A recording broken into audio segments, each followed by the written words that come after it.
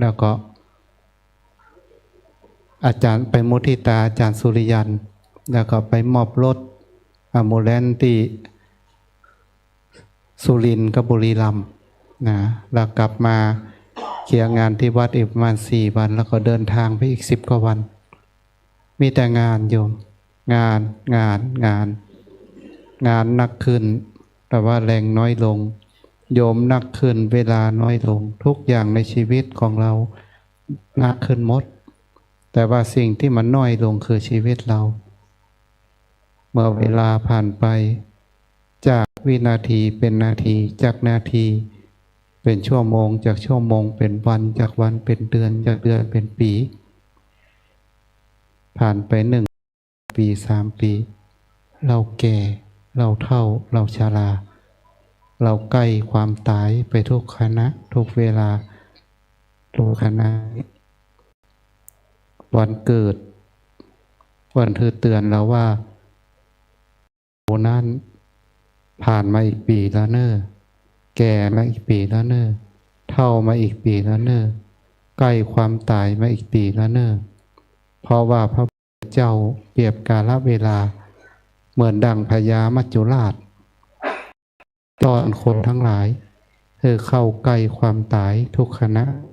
ทุกนาทีอีน้อยก็คือหมั่นสร้างบุญหมั่นสร้างกุศลหมั่นสร้างดีว่าเวลามันน้อยลงบางทีครูบาก็นั่งพอวัดพิจารณาว่าวัดแป่งหิมตายวันนี้พรุ่งนี้ก็มีเจ้าวาดใหม่แล้วมาอยู่วันเดียวพรุ่งนี้รักษาการใหม่ก็มาความเหนื่อยเป็นของเฮาแต่มีอย่างเป็นของเฮาสักอย่างมีหน้าที่แค่ทำบางทีก็นั่งเกิดจะทำไปอย่างนักบางทีถ้าบอกวางวันนี้ต้องวางวันหน้าบอกวางจ้าก็ต้องวางไว้บอกวางตอนมีชีวิตก็ต้องวางตอนตายบอกปล่อยตอนนี้ก็ต้องปล่อยตอนหน้าบอกปล่อยจ้าก็ปล่อยบอกปล่อยตอนมีชีวิตก็ต้องปล่อยตอนตายบ่ทิ้งวันนี้ก็ต้องทิ้งวันหน้าบ่ทิ้งจ้าก็ทิ้งไว้บ่ทิ้งตอนมีชีวิตก็ต้องทิ้งตอนตายอยู่ดีงานบ่มีมดหรอกโยมโดยเฉพาะงานสาธารณประโยชน์เนี่ยเหมือนดังพระมหาชนกว่ายน้ำในมหาสมุทร7 วัน 7 คืนมหันต์ฟังก็ยังจะว่ายเหมือนกัน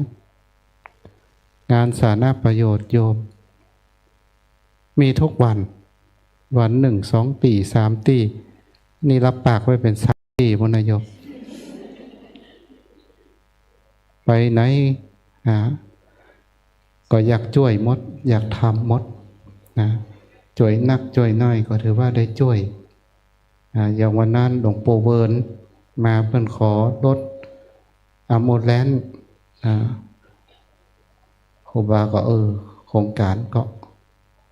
วันนี้มอบ9 กันแต่มีที่จะมอบแล้วก็เลยบอกหลวงปู่เดี๋ยวหาเจ้าภาพให้ก็ได้รถมีเจ้าภาพนี่จะไปเรียนหลวงปู่บอกว่าได้รถแล้วเนอะหลวงปู่วันนั้นแสงแก้วจุดแม่จันทร์อยากได้รถเพื่อเอาไว้ขนสัมภาระในการบรรเทาสาธารณภัยก็บอกครูบาตอดพระป่ารวมหมดกันทั้งกู้ภัยได้อยู่30,000ครูบาถามว่ารถเท่าใดเขาบอก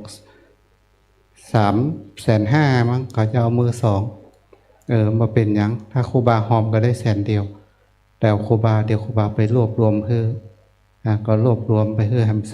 320,000อย่างนี้เป็นต้นคือทำทุกวันแม้แต่ตะบาก็ตอดพระป่าช่วยโรงเรียนเวียงป่าเป้าวิทยาเพื่อหาทุนซื้อรถอะโมแลนซ์แต่ว่านี่ถ้าได้ช่วงล่างมันอยู่เอารถกัน1,500,000ตอดไปได้500,000 ปลายบอกว่าเอาไปกำน้อยก่อนนะเอายางมันไปก่อนเดี๋ยวต่อมาก็ขึ้นมาเป็นเพาเป็นหลายตีก็ วันบ่หมดหรอกโยมบุญมีเรื่อยๆดังนั้นถ้ามีโอกาสก็ทำเท่าที่ทำได้ครูบาก็ทำมาตลอดครูบาเดินตั้งแต่อายุ17มาได้เดินก็โยมวิ่งเลยนะตั้งแต่อายุ17โยมไกวถึง70เหนื่อยก็โยมที่จริงอย่างหลวงปู่ศิลาไม่ต้องเหนื่อยนะโยมหลวงปู่มาวิ่งตอนอายุ70ไม่ต้องเหนื่อยเลยโยมหลวงปู่ได้เหรียญทองไปแล้วเอาวิ่งอายุ17จะไปถึง70เหนื่อยตายเลยโยมที่จริงก็อยากมีเวลาว่างๆอยากมาเรียนวิปัสสนาอยากมาอยู่กับตัวเองเพราะว่าตั้งแต่บวชมาส่วนมากจะมีแต่งานสาธารณประโยชน์อย่างเดียวครูบาก็แปลกนะโยมยังแม้แต่มาถึงตะกี้นะเห็นหรือเปล่าลงรถปุ๊บคนเคาะหัวทันทีอะไรนี่โยมคนอื่นเคาะหัวเราต้องโกรธใช่ไหมพอครูบาไม่เคาะหัวปุ๊บโกรธครูบานี่เคาะหัวเสร็จถวายตังค์อีกอ้าวคนอื่นเคาะหัวโยมบางทีโยมโกรธนะโยมไม่ยิ้มนะโดยเฉพาะผัวต้องผัวบุ๊บหัวโยมหรอกมันต้องซวยแต่ว่าพระเนี่ยบุบหัวโยมยิ้มมีความสุขพระไม่เคาะหัวหลวงพ่อทำไมข้ามเราเว้นไว้เราไว้อีกบางทีงอนพระอีกต่างหากอันนี้มันก็เป็นบารมีอย่างหนึ่งตีหัวคนอื่นแล้วมีความสุขโยมมีความสุขนะมันจะครูบามีความสุขไหมเราเวลาโยมเจอครูบาเนี่ยเห็นหน้าปุ๊บคิดว่าครูบาเป็น Google นะถามอย่างเดียวเมื่อไหร่จะดีเมื่อไหร่จะรวยเมื่อไหร่จะเฮงเมื่อไหร่จะปังบางทีมานั่งกึดกูเรียนธรรมะมาเนี่ยเขาบัถามไม่มีใครมาถามเรื่องธรรมะเลยนะโยมส่วนมากถามก็เรื่องตัวเก่าเมื่อไหร่จะดีเมื่อไหร่จะเฮงเมื่อไหร่จะปังอย่างกี้กับคนจีนถามต้องผ่านล่ามแฮมเราอู้ไปล่ามแปลกว่ามันจะตอบมาปุ๊บโอ้โหกว่าจะหูเรื่องกันเมาหัวมันโยมอันน่ะแต่ว่าครูบาก็มาคิดว่าเปิ้นคือเฮามาคนละอย่างทุกคนบ่เหมือนกันมันมือคือคนละอย่างคือทุกคนเนี่ยมีความสามารถในแต่ละด้านไม่เหมือนกันอย่างอรหันต์ในสมัยพุทธกาลก็มีความสามารถคนละอย่างพระอัญญาโกณฑัญญะก็มีดวงตาเห็นธรรมตลอดถึงพระสารีบุตรก็มีสติปัญญาพระโมคคัลลานก็เป็นเอตทัคคะดันลิศพระอนุรุทธะก็มีหูทิพตาทิพมีมโนมยิทธิพระสิมวลีก็มีโชคมีลาภพระมหากัจจายนะมีความอุดมสมบูรณ์แล้วแสดงธรรมเพื่อย่อโดยพิสดารก็คือมีธรรมนิดเดียวท่านสามารถอธิบายได้ยาวเฟ้ยเลยโยมบางทีธรรมนิดยาวเฟ้ยท่านย่นเหลือนิดเดียวได้ทีเดียวจบเลยอย่างนี้เป็นต้นแล้วก็พระมหากัสสปะก็มาทางทุดงค์เหมือนพระเดชพระคุณหลวงพ่อก็มาทางวิปัสสนาก็คือแม้แต่ในอรหันต์ในพุทธกาลก็มีความสามารถคนละอย่างต่างคนต่างเอาความสามารถที่ตัวเองมีอยู่นะมาทำเพื่อเป็นประโยชน์ต่อพุทธศาสนาตามความสามารถของแต่ละคนนะอย่างครูบาความสามารถอย่างอื่นไม่มีเนี่ยเคาะหัวโยมเนี่ยในความสามารถมาถึงปุ๊บในบุ๊บหัวโยมแล้วหูจักกับหูจักบุ๊บแล้ว เป่ารวยมันต้องอย่างมันต้องอธิบายอย่างนักโยมมีพลังขึ้นมาทันทีแต่โจกดีก็ครูบาโจกดีโจกดีโจกดีเราบอกโจกร้ายกะถ้าเขาบอกมันโจกร้ายเขาอาจจะโจกร้ายนะโยมต้องบอกโจกดีจะรวยก็ต้องรวยมันเป็นกำลังใจเป็นห้องว่าส่วนของพลังใจกำลังใจต้องต้องบอกเหมือนผัว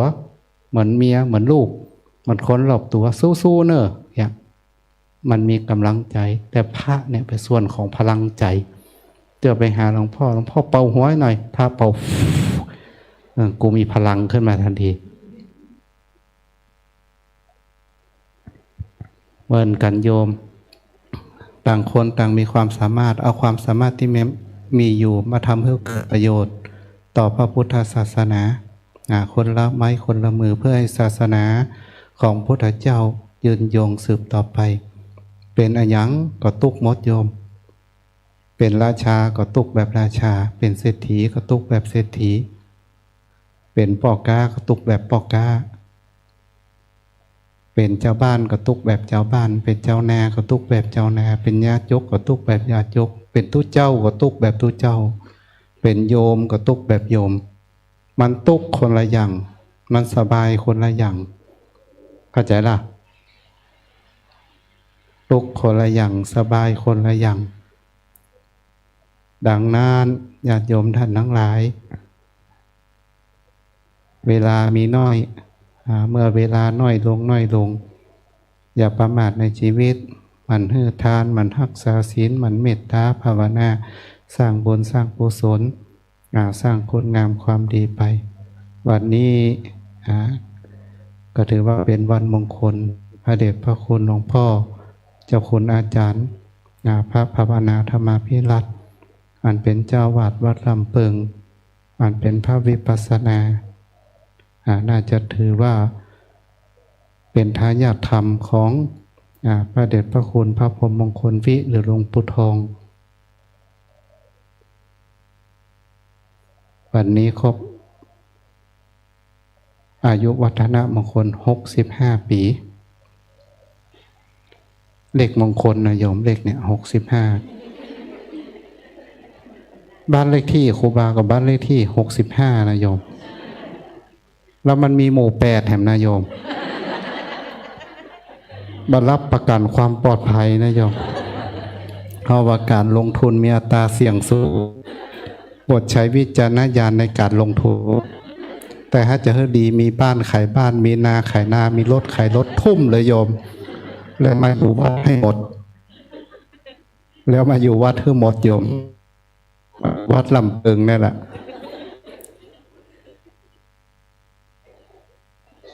หวยนี่นะโยมเป็นพระนะบอกหวยบ่เคยผิดแม้แต่งวดเดียวถูกทุกงวดเลยโยมบ่ใช่ถูกกินถูกแท้ๆเลยโยมแต่ว่ากล่องสลากมันออกผิดเอาบอกถูกทุกงวดเปิ้นบอกว่าจะไปหวังกับหวยจะไปรวยหวังรวยกับป่อเมียบ่ได้บำเพ็ญมานี่โยมหิมตายก็ถึงมาได้เข้าใจล่ะมันต้องบำเพ็ญมาก่อนเหมือนน้ำมีในองค์ตักเอามาได้ก็มีน้ำบ่ในองค์บ่มีโยมจะตักเงินได้เงินในธนาคารบ่มีจะเบิกอย่างไรพระอาจารย์โตบอกว่าลูกเอ๋ยบุญเจ้าไม่เคยสร้างใครไหนจะมาช่วยเจ้าบุญบ่มีจะขออย่างเดียวลงทุนน้อยแต่อยากได้นักอันนี้เป็นแบบนี้นะโยมคนเฮาส่วนมากลงทุนน้อยแต่อยากได้นักเหมือนหวยลงทุนบาทละ500ล่ะลงทุนน้อยอยากได้นักเหมือนโคเหมือนกันเอาดอกไม้ถูกเทียนไปไหว้พระเจ้าในวิหารสาธุพระเจ้าพระพุทธพระธรรมพระสงฆ์สิ่งศักดิ์สิทธิ์ถูกหวยรางวัลที่1สาธุมันลงทุนยัง5 บาทเลยนะมันขอกี่ล้านเนี่ย นั่นล่ะดังนั้นโยมต้องทำก่อนโยมนะต้องทำก่อนสร้างไว้ก่อนมันฮือตานมันรักษาศีลมันเมตตาภาวนาบุญใดกุศลใดที่สถานญาติโยมท่านทั้งหลายได้กระทำบำเพ็ญขอเป็นพละวะปัจจัยปกหอมรักษาคุ้มครองเจ้าสมณะและโมฬศรัทธาเพื่อหลับงับดับหายเสียยังโศกโรคภัยสัพพะเคราะห์เสนียดจันไรภัยมารอุบาทพยาธิอุบัติเหตุเพศภัยคืดยาอาถรรพ์ดวงตกดวงชงอุปสรรคปัญหาการงานการเงินการดำเนินชีวิตสิ่งไม่ดีนานาทั้งหลายขอมาลายหายสิ้นไปมีทุกข์หายทุกข์มีโศกหายโศกมีโรคหายโรคมีภัยหายภัยมีสัพพะเคราะห์เสนียดจันไรหายไปทันทีมีหนี้ปลดหนี้เป็นเศรษฐีใหม่ขอให้ร่ำรวยทันใจตั้งแต่วันนี้ไปจงโชคดีจงมั่งมีจงร่ำรวยคือสุขกายคือสบายใจหมดอกหมดใจอิ่มอกอิ่มใจอุ่นอกอุ่นใจสุขกายสบายใจนั่งนอนยืนเดินมีความสุขเป็นสุขตื่นเป็นสุขสุขทั้งกายสบายทั้งใจมีโชคมีชัยยกมันขวัญยืนเกิดเงินได้เงินเกิดทองได้ทองเกิดเงินเงินไหลกองเกิดทอง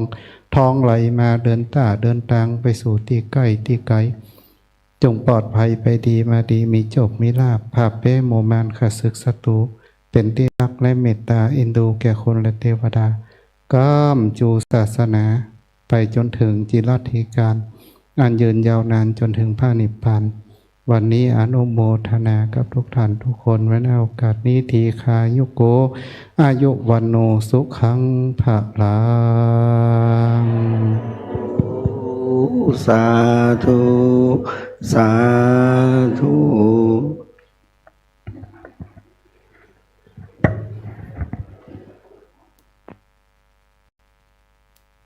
ขอขอบคุณท่านครูบาที่ได้มาให้ปอนแทนอาจารย์เนาะ เป็นได้ขอคิดเราทั้งหลายและขอแสดงความนับถือศรัทธาญาติโยมโดยนี้ได้มาทำบุญเข้าครั้งนี้ทอดผ้าป่าครั้งนี้แล้วก็ครูบาเป็นได้ให้ศีลให้ปอนเพื่อให้กำลังใจข้อคิดแก่พวกเราได้นำไปพิจารณาใช้ในชีวิตประจำวันโดยเข้าถึงกระแสโลกกระแสธรรมดำเนินชีวิตไปเพื่อความน้อมตามไปบุญในสมาปฏิบัติสืบต่อไปนะขออนุโมทนา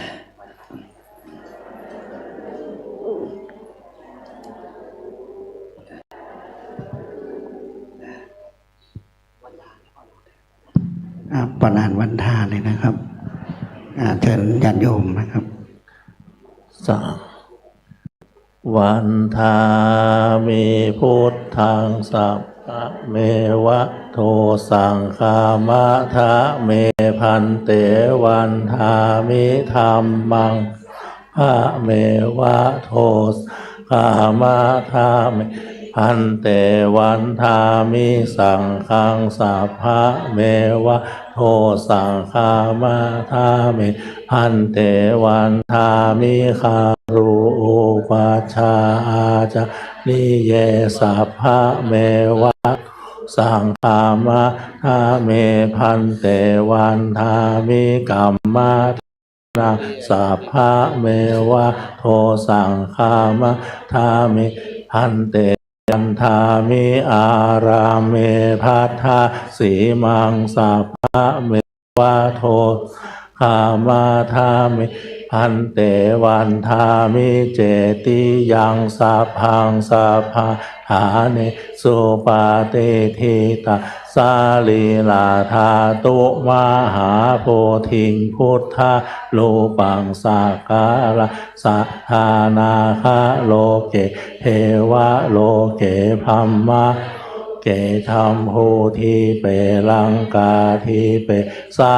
ลีลาธาตุโยเกสะธาตุโยอาราหันตาธาตุโยเจติยังคันธาโกติจาตุราสีเตสาหาเส ธรรมขันธ์สัพเพสัมปาทาเจติยังอาหังวันตามิสัพพะโสกราบ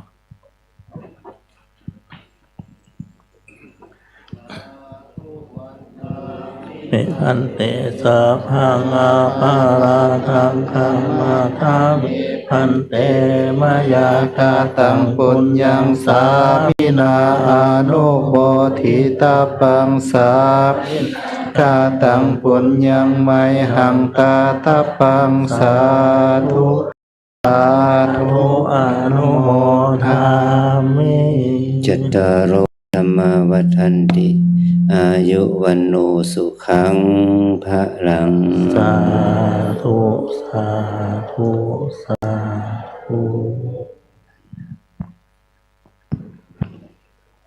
ครับขอบพระคุณในเมตตาพระครูบาอริยชาตินะครับท่านอาจารย์เจ้าคุณพระภาวนารัตนญาณเดี๋ยวญาติโยมจะได้ส่งท่าน แล้วก็เราจะไปปล่อยปลาที่อ่างน้ำของอะไรเชียงใหม่ต่อในช่วง3 โมงกว่าๆนะครับ ถ้าท่านใดจะไปด้วยก็รอหลายแสนชีวิตนะที่ซื้อปลาหลากหลายพัน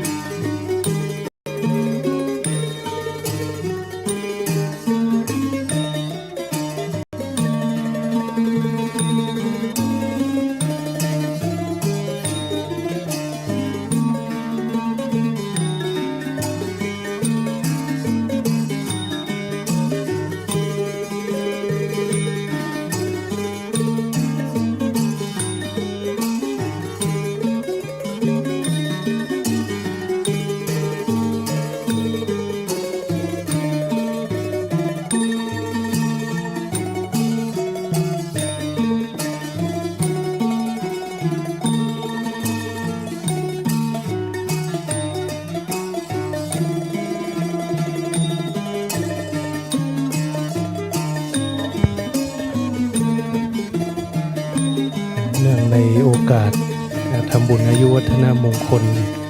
ครบ65 ปีพระเดชพระคุณ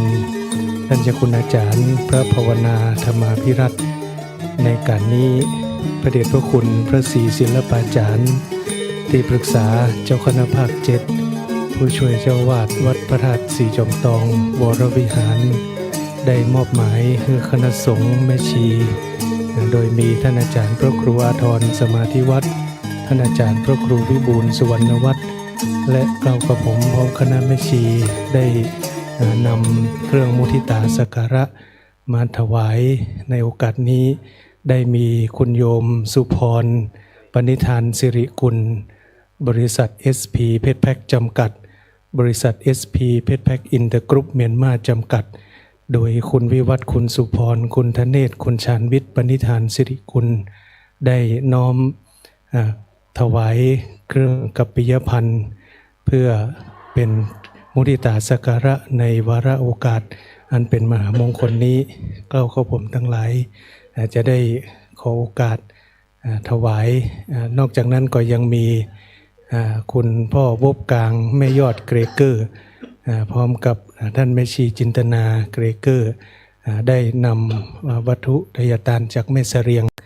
มาร่วมถวายในการนี้ตัวจะกราบขอโอกาสขอเข้ามาก่อนนะครับมหาเทเรปมาเทนะทวารตเยนะกตังสัพพังอปาราทังกัมมัทธุโนพันเตอหังโวขมามิตุมเหหิปิเมขมิตพังขมามะพันเต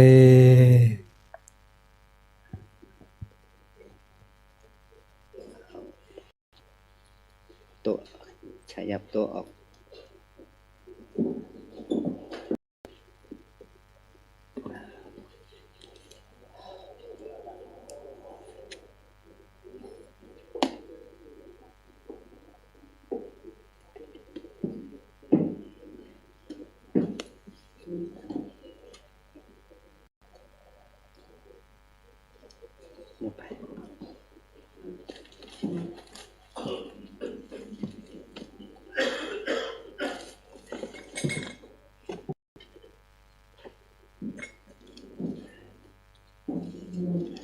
ยกไป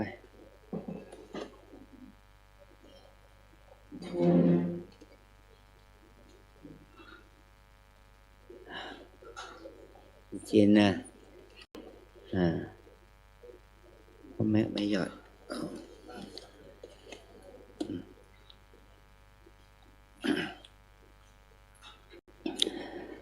ในโอกาสนี้คณะศิษยานุศิษย์ของพระเดชพระคุณหลวงปู่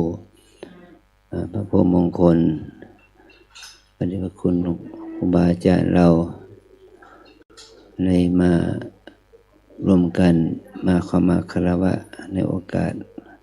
วันครบรอบ65 ปีในนามของท่านเจ้าคุณศรีศิลปาจารย์พร้อมด้วยคณะสงฆ์คณะแม่ชีเราได้แม่ชีจินตนาคุณแม่คุณยอดเกเกอร์ได้น้อมนำมาถึงปัจจัยทายธรรมมามุทิตาสักการะอาจารย์ขออนุโมทนากับความดีที่เราได้กระทำบำเพ็ญนึกถึงประโยชน์ของบุญที่ครูบาอาจารย์เราได้แนะนำไว้ว่าเราจะได้บ่ได้ดูหมิ่นในบุญของเราเลยเราต้องเชิดชูบุญของเราให้เจริญขึ้นเพื่อความเจริญแห่งบารมีธรรมแก่พวกเราทำหน้าที่ตรงนี้ก็เป็นการสานต่องานครูบาอาจารย์ประเด็นพระคุณหลวงปู่นั่นแหละเราจึงทำกิจนี้มาทำบุญเมื่อครบปีเขาโชคดีที่มีชีวิตอยู่ครบปีครบ365 วันเราจึงใช้วันเวลาเหล่านี้เอามาเป็นเหตุให้เราได้ทำบุญแล้วก็เป็นวันที่เป็นเหตุให้เกิดความ ความสามัคคีของลูกศิษย์ทั้งหลายทั้งในวัดทั้งนอกวัดไกลทางไกลมาทำความดีบำเพ็ญทานทุกสิ่งทุกอย่างส่งเสริมทุกสิ่งทุกอย่างเพื่อให้เกิดบารมีธรรมแก่พวกเราทั้งหลายนั่นเนี่ยคือเป็นภาระหน้าที่ที่เราจะต้องทำเพื่อพระศาสนาเพื่อความเจริญแห่งพระธรรมยิ่งขึ้นไปนะอาจารย์จึงขอแสดงความยินดีกับพวกเราทุกรูปทุกคนที่ได้ทำกิจกรรมเหล่านี้ยะถาวาริวหาปูราปาริปูเรนติสาคารังเอวะเมวะอิโตทินัง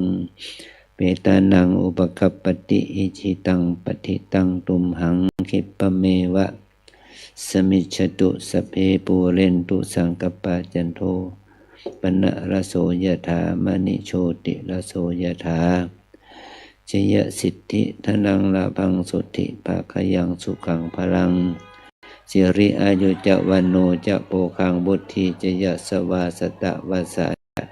อายุจะชีวาสิทธิภวันตุเตสพพิติโยวิวัชชันตุสัพพะโรโควินัสสตุมาเตภววันตรายโยสุขีทีฆายุโกภวะอภิวาทนะสีลิสะนิจังวุธาปจายโนจัตตารโอธรรมาวัฏันติอายุวันโนสุขังภะลังสาธุสาธุสาธุวันตามิพันเตสัพพังอปารามาธรรมเมพันเตมยากตังปุญญังมินาอนุโมทิตาพังสามินาปุญญังไมหังตาระพังสาธุสาธุอนุโมทามิจัตตารโอธรรมาวัฏันติอายุวันโนสุขังภะลังสาธุสาธุสาธุ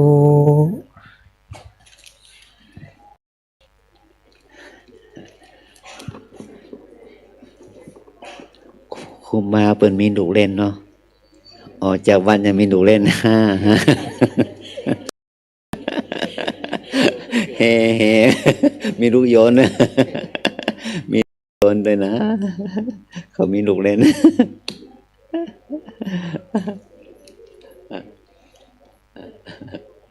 เอานะเอาพระโค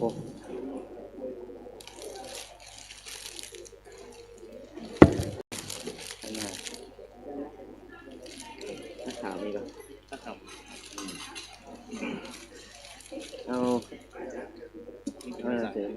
เอาเสือคิดมาพ่อเดี๋ยวลูกลาแล้วนะครับมนต์รักษาจีน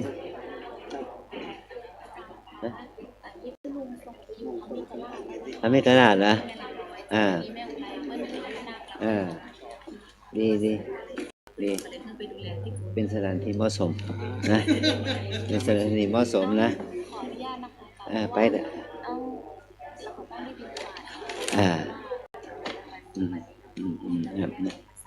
นะมัน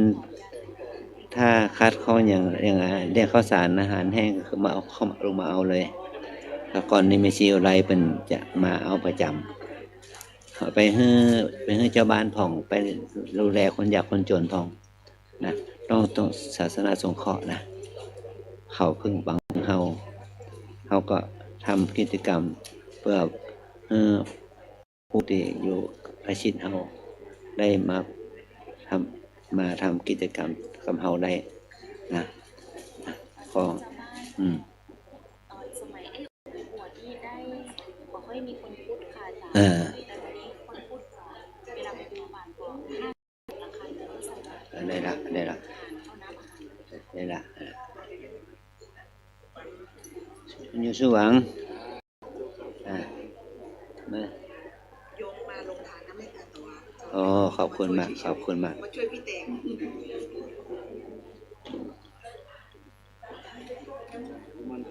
อ่าอันนี้ลูกศิษย์เขาแปลหนังสือจากภาษาไทยสัพพธรรมมาเป็นภาษาอังกฤษเขาแปล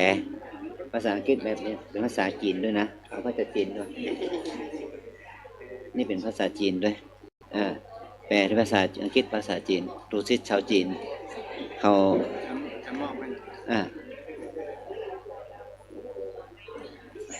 เอาภาษาจีน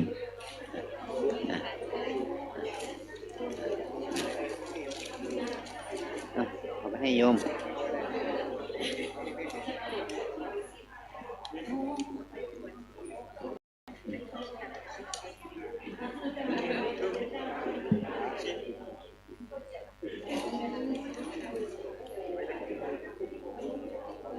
ทธาปัจจียะ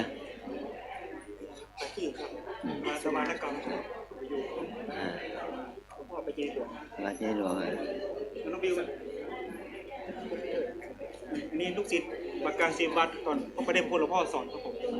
กับรุ่นหนึ่งกับปอโทนะครับอันนี้น้องบิว